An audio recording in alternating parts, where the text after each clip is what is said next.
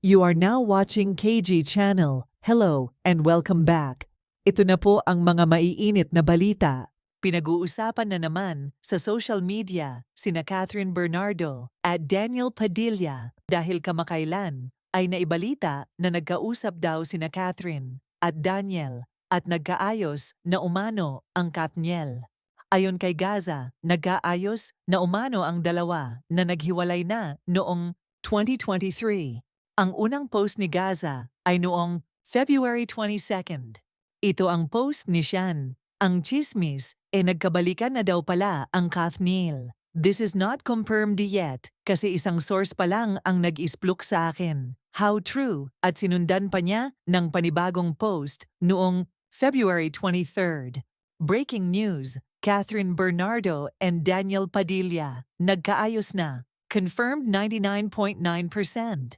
Yung 0.01% ay yung germs na hindi napatay ng safeguard. Atin-atin na lang muna at huwag na lang sana makakalabas hanggat kinukumpirma pa natin kung sila ba ay magjowa na ulit. Salamat. Please respect their privacy, sabi ni Gaza sa kanyang Facebook post. Samantala, nagbabala si Min Bernardo laban sa fake news matapos i-claim ni Gaza ang reunion ng Katniel. I know they are very well. Huwag kayong maniniwala sa fake news, sabi ng mommy ni Catherine. Dahil sa mga post ni Gaza, kumalat naman agad online ang pagkakaayos di umano ni Catherine Bernardo at Daniel Padilla. Maraming netizens ang iba-iba ang reactions tungkol sa balitang ito. May mga nagsasabing hindi sila naniniwala sa mga kumakalat na balita sa Katniel, pero kung sila daw ay in good terms na at nagkaayos, ay mabuti naman daw, ngunit magkaiba naman daw, kasi ang nagkaayos sa nagkabalikan, ngunit hindi naman sinasabing nagkabalikan ang Katniel. Halong mga emosyon din ang naramdaman ng mga netizens at mga fans na sana daw ay hindi na magkabalikan ang Katniel. Dahil kung totoo man daw ang cheating issue noon ni Daniel kay Catherine, ay baka maulit lamang ito at masasaktan lamang ulit si Catherine. Pero kung ang dalawa naman daw ay nag-mature na at may growth sa paghihiwalay nila, wala naman daw magagawa ang mga tao o fans kung talagang nagmamahalan sila at may lesson silang natutunan sa paghihiwalay nila.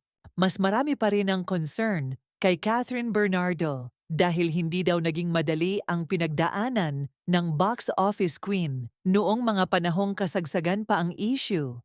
Hindi pabor ang karamihan, lalo na sa fans ni Catherine. Ang balitang ito, lalong-lalo na sila ang mga fans na hindi nang iwan sa kapamilya aktres noong down ito.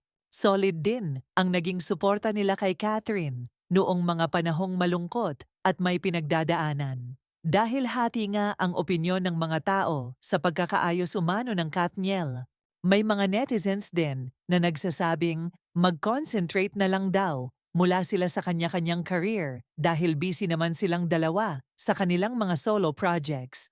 Pinanghahawakan naman ng mga fans ni Catherine at ni Alden Richards ang binitawang salita ni Mommy Min na walang katotohanan ang mga kumakalat na fake news na nagkaayos na ang Katniel.